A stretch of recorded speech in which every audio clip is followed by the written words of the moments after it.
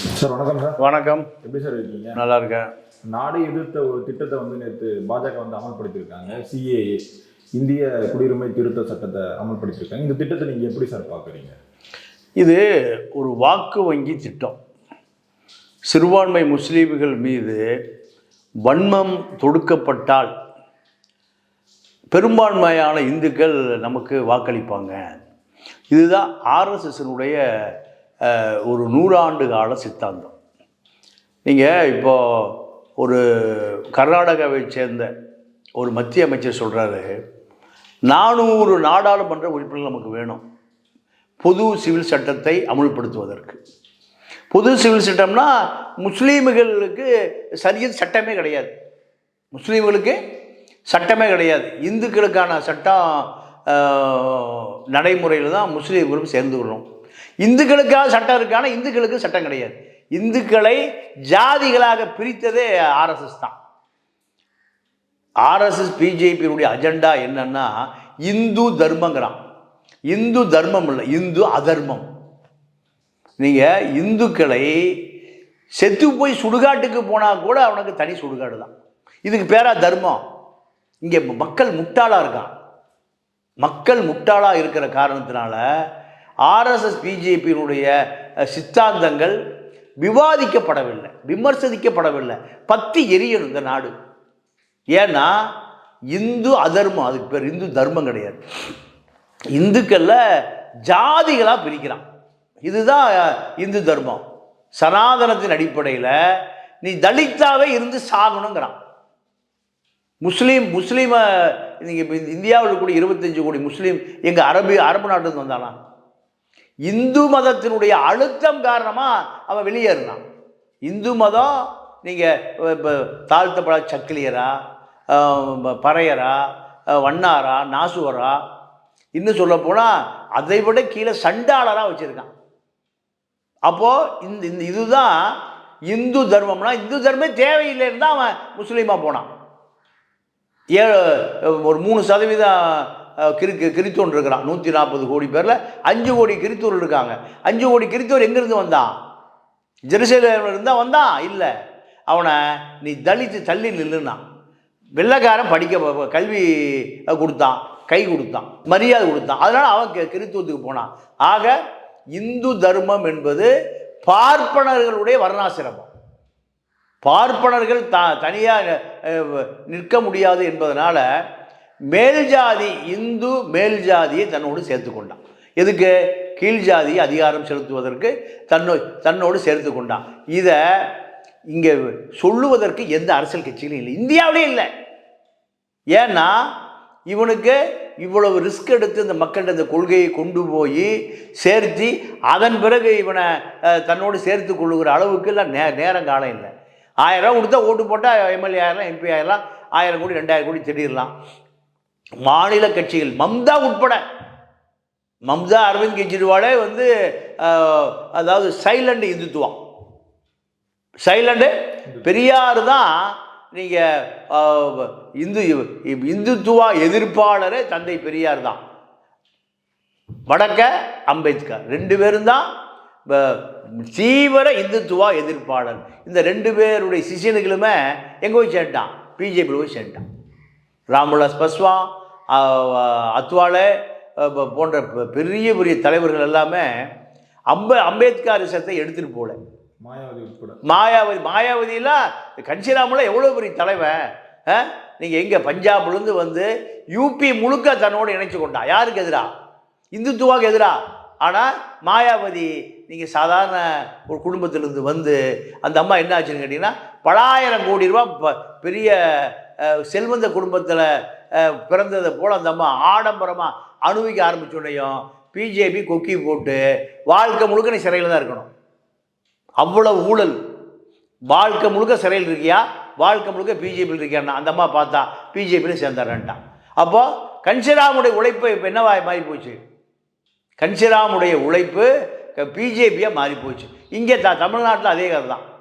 பெரியாரை பொறுத்தவரை பார்ப்பன எதிர்ப்பு தான் தன்னுடைய சாகு வரை கொள்கை. ஏன்? பார்ப்பன எதிர்ப்பு தான் இந்த மக்களை அதிகமாக பாதிக்குது. தந்தை பெரியார் உயிரோடு இருந்த காலம் அத்தனை காலமும் பார்ப்பன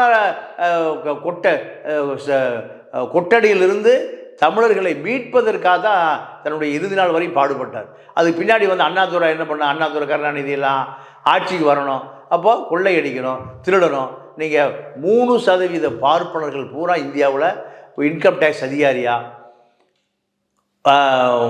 சிபிஐ அதிகாரியா, பிரதமர் அலுவலக அதிகாரியா, ஜனாதிபதி அதிகாரியா, நீதிபதியா, இவ்வளோ பெரிய பியூரோக்ரசியில் இருக்கான். இவன் ஒரு வருஷம் சம்பாதிக்கிறத அவன் ஒரு நிமிஷத்தில் அவனால் எடுக்க முடியும்.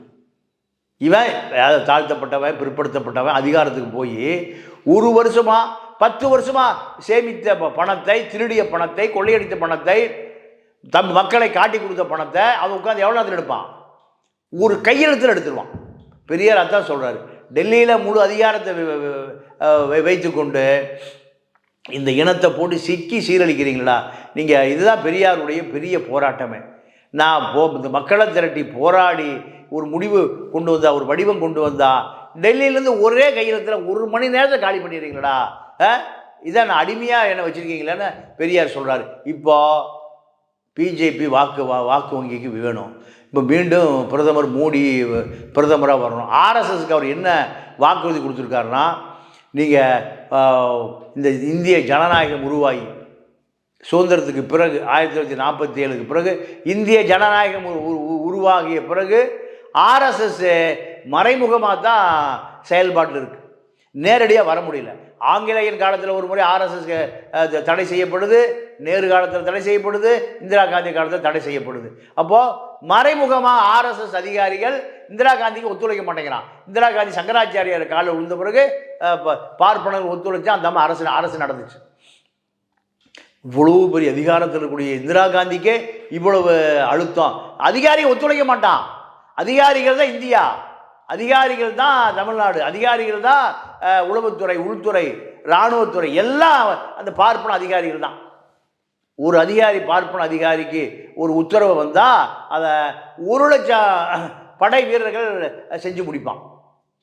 இதுதான் ஆர்எஸ்எஸ்னுடைய ஐடியாலஜிகள். இப்போ அவன் என்ன நினைக்கிறான், மோடி என்ன நினைக்கிறார்னா, 3வது மோடி வந்து நான் இப்போ பார்ப்பன அல்லாதவர். மோடி என்ன நினைக்கிறாருன்னா, என்கிட்ட மீண்டும் அதிகாரத்தை கொடுங்க, நீங்கள் 100 ஆண்டு காலம் எதை செய்யணும்னு கற்பனை பண்ணி வச்சுருந்தீங்களோ அதை நான் ஒரே நாளில் செஞ்சு கொடுக்குறேன், எனக்கு மட்டும் ஒரு வாய்ப்பு கொடுங்க, நான் உலகத் தலைவர்கள் பட்டியலில் வரணும். ஜோ பிடனை போல, ரஷ்ய அதிபர் புட்டினை போல, கனடா அதிபர் ட்ரூக் போல, எல்லா சர்வதேச பிரிட்டிஷ் பிரதமர் ரிஷி சுனக்கை போல நான் சர்வதேச தலைவனாக மாறணும். இதுதான் என்னுடைய இறுதி ஆசை. அதனால் நீங்கள் பேசாமல் இருங்க, நான் பார்த்துக்கிறேன். இப்போ இந்து வாக்கு வங்கியை எங்கே கொண்டு வரணும்?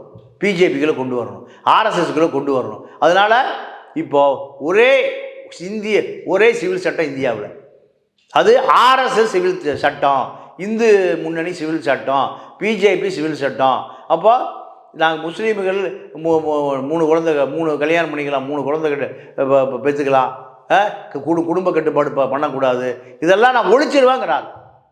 பெரும்பான்மையான இந்துக்கள், அதாவது நீங்கள் அரசியல் தெரியாதவன், ஆன்மீகத்தில் மூழ்கி கிடக்கிறவன், இது சரியாக இருக்குன்னு நினைக்கிறான். ஏன்னா ஆன்மீகம் என்பது ஆர்எஸ்எஸ்க்கு சொந்தமானதில்லை, அரசியல் என்பது ஆர்எஸ்எஸ்க்கு சொந்தமானதில்லை. ஆனால் இது ரெண்டுமே ஆர்எஸ்எஸ் பிஜேபிக்கு சொந்தமானதுன்னு நம்ப வைக்கிறான். நம்ப வைக்கப்பட்ட பிறகு இப்போ தேர்தல் வருது. தேர்தலில் வாக்கு வங்கி 400 சீட் எப்படியா ஜெயிக்கணும்.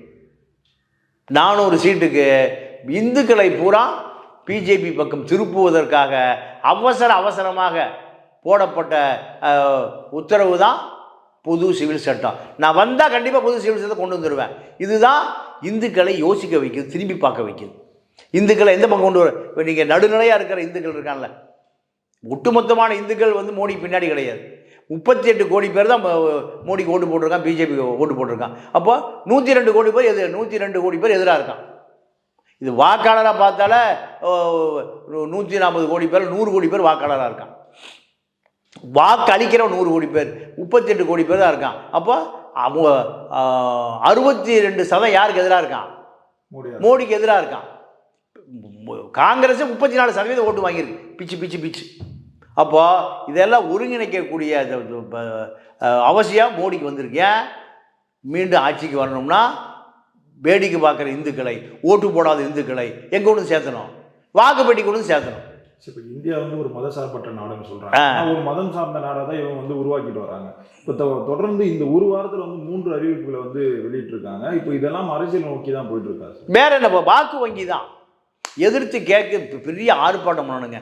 இது இப்போ மக்களுக்கு செய்தி பூரா போய் சேரணும். நீங்கள் 5 விஷயம் இருக்குது.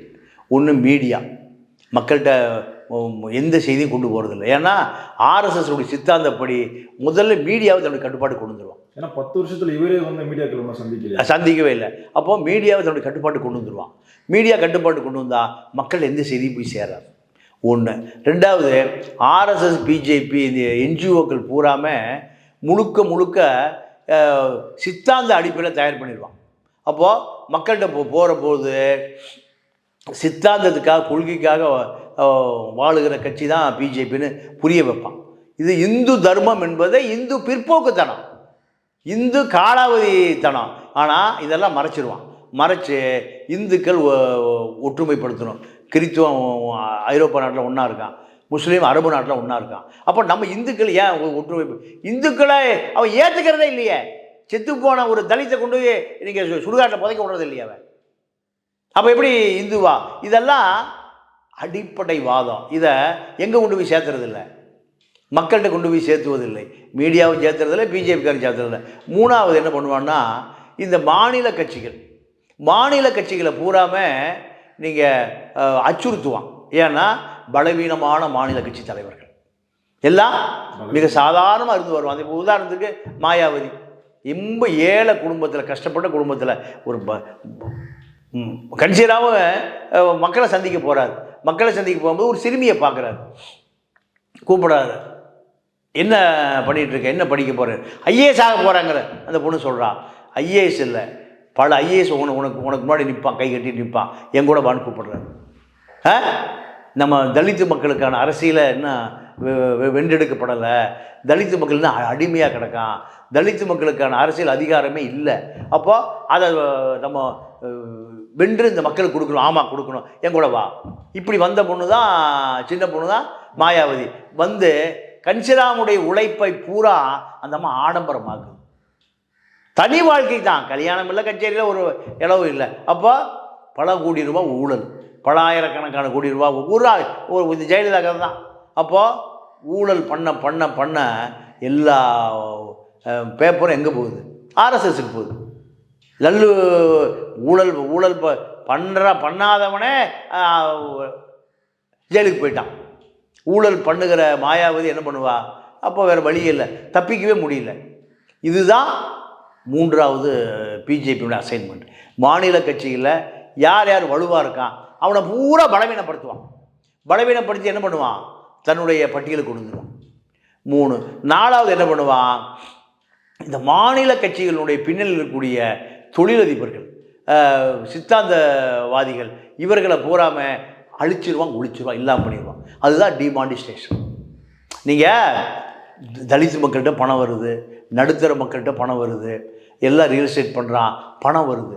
அப்போது இவனை வறுமையில் வச்சுருந்தா தான் இவன் வாழ்க்கையில் போராடிட்டே இருப்பான்.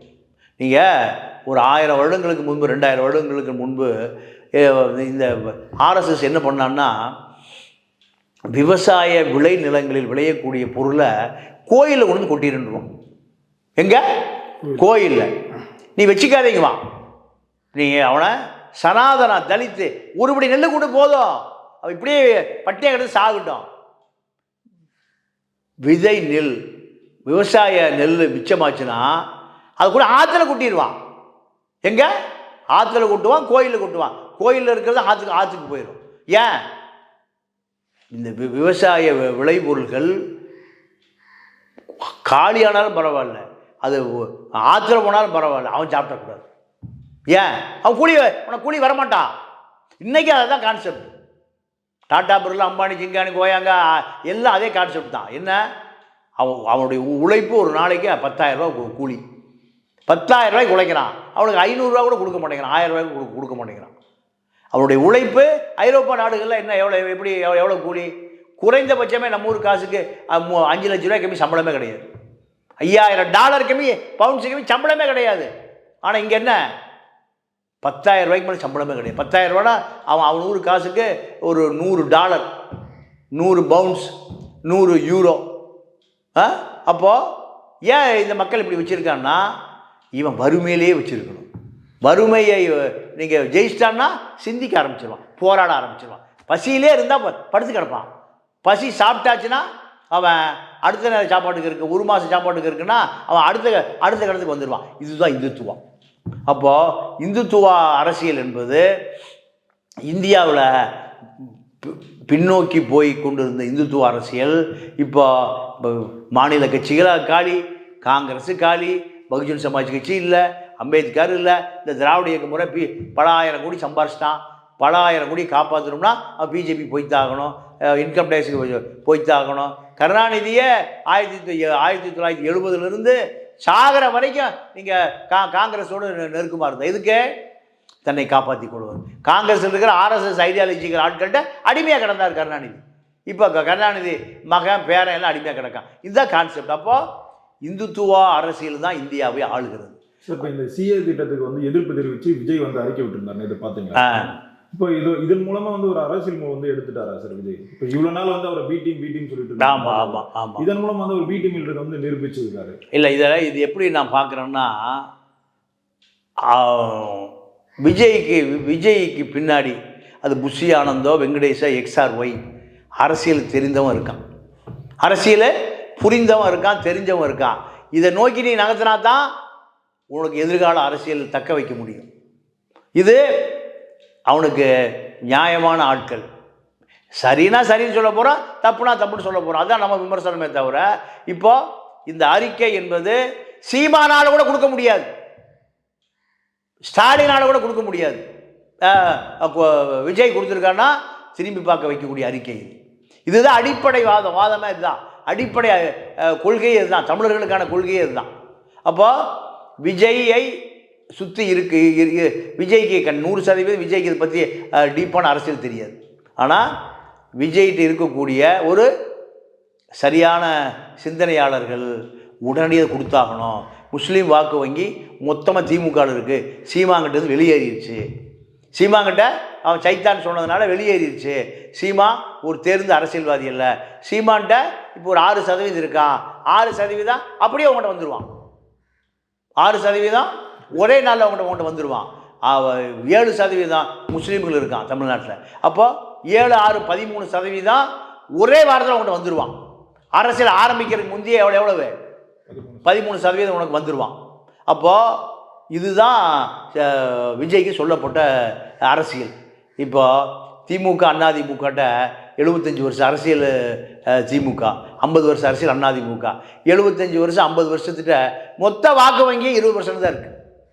மொத்த வாக்கு வங்கியே 20% தான் இருக்குது. கட்சி ஆரம்பித்த 2 மாதத்தில் 13% வந்தால் மிகப்பெரிய வெற்றி. மோடி எதிர்க்க துணிஞ்சிட்டாரா சார்? மோடி எதிர்க்க துணிஞ்சிட்டாரா விஜய்? இல்லை, இப்போ அதாவது இப்போ தான் பூனைக்குட்டி வெளியே வந்திருக்கு. பூனைக்குட்டி வெளியே வந்திருக்கு. திருப்பி அது ஓடி ஒளிஞ்சுக்குதா இல்லை தெருவுக்கு வருதான்னு ஒரே நாளில் ஒரு விஷயத்தில் முடிவு பண்ண முடியாது. ஒரே விஷயத்தில் ஒரே நாள் குழந்தை இருக்குது, குழந்தைன்னா அது தவக்கணும், அப்புறம் நடக்கணும், அப்புறம் ஓடணும். இதுதான் குழந்தையுடைய பரிணாமம் நினைச்சது தானே. தவந்துட்டே இருந்ததுன்னா அது குழந்தையா? ஒரு டாக்டர்கிட்ட போனோம். இல்லை சார், இப்போ எல்லாருமே அமைதியாக இருக்கும் பட்சத்தில் இருந்து இவர் வந்து ஒரு அறிக்கை விடுறாருன்னா அவர் வந்து ஒரு புலியாக தானே சார் வர்றவங்க எடுத்துக்கலாம். மிகப்பெரிய விஷயம் நான் பார்க்குறேன். ஆனால் இது தொடர்ச்சியாக இருக்கணுங்கிறேன். ஏன்னா இப்போ மிரட்டல் போயிருக்கும், உருட்டல் போயிருக்கும், இன்கம் டேக்ஸ் அதிகாரி போயிருப்பான், எல்லா பையிலும் போயிருப்பாங்க, எல்லா ஃபோன்லேயே மிரட்டல் இருக்கும். ஓ, நீ அவ்வளோ பெரிய ஆளா? திமுகவே நாங்கள் மிரட்டி உருட்டி வச்சுருக்கோம், நீ அதை மீறி அரசியல் பண்ணுறியா? இதெல்லாம் போயிருக்கோம். அப்போது இது ஒரு வாரம் ஓடும், இந்த பொலிட்டிக்கல் ப்ராசஸ் ஒரு வாரம் ஓடும். இதெல்லாம் திரைமறைவாக நடக்கிற விஷயம். இது எல்லாம் தெரியாது, எல்லாத்துக்கும் தெரியாது. கருணாநிதி மிரட்டுவதெல்லாம் உண்டு. நீங்கள் காங்கிரஸ் கட்சி 10 ஆண்டுகள் ஆட்சியில் இருக்கிற பொழுது MK நாராயணன் அவர் தான் இந்த மன்மோகன் சிங்கனுடைய அட்வைசர். அட்வைசர்னா பிரைம் மினிஸ்டர் வந்து MK நாராயணன் தான். இவர் அவருக்கு அட்வைசர், அவர் இவருக்கு அட்வைசரான இல்லை, இவர் தான் அட்வைசர். யார்? MK நாராயணன் என்ற நீங்கள் கேரளா பாப்பான் தான் அட்வைசர். அவர் என்ன சொல்கிறா அதான் மன்மோகன் சிங் கேட்பார். மன்மோகன் சிங் ஒரு ரப்பர் ஸ்டாம்ப், சோனியாவே மிரட்டுவான், மன்மோகன் சிங்கை மிரட்டுவார். யார்? எம்.கே. நாராயணா, கேரளா பாப்பா, உளவுத்துறையில் வேலை பார்த்தவர். அவரை தான் ஆர்எஸ்எஸ் கட்டுப்பாட்டில் வச்சுருந்தான். ஆர்எஸ்எஸ் கட்டுப்பாட்டில் வச்சுருந்தான். கருணாநிதி செய்யல ஈழ பிரச்சனையில் கருணாநிதி சந்திக்கு வரும்போது ஒரு சூட்கேஸோடு வருவான். என்ன? கருணாநிதியோட ஊழல் ஃபைலோடு வருவான். சர்க்காரியா கமிஷன் ஊழல் ஃபைலு. இது தூசி தட்டோம்னா வாழ்நாள் முழுக்க சிறைதான். லல்லு பிரசாத் யாவது ஜெயிலில் இருந்தாரா? கருணாநிதியிலால் 1 மணி நேரம் கூட ஜெயிலில் இருக்க முடியாது. அத்தனை சுகவாசி தமிழனா வாழ்நாள் முழுக்க காட்டி கொடுத்தாந்தாள். அப்போது அதே போல் விஜய்க்கு என்ன நடக்குதுன்னு ஒரு 10 நாளில் தெரியும். பூனைக்குட்டி வெளியே வந்திருக்கு, பூனைக்குட்டி திருப்பி உள்ளே போய் ஒழிஞ்சுக்குதா இல்லை தெருவுக்கு வருதான்னு ஒரு நாள் ஒரு விஷயத்தை நம்ம செய்ய முடியாது. அதனால் பொறுத்திருந்து பார்ப்போம். விஜய்க்கு ஒரு பெரிய எதிர்காலம். 2 வருஷத்துக்குள்ள நேரடியாக சிஎம் நாற்காலிக்கு போகிறதுக்கு அதுக்கான தேவை தமிழ்நாட்டில் இருக்குது.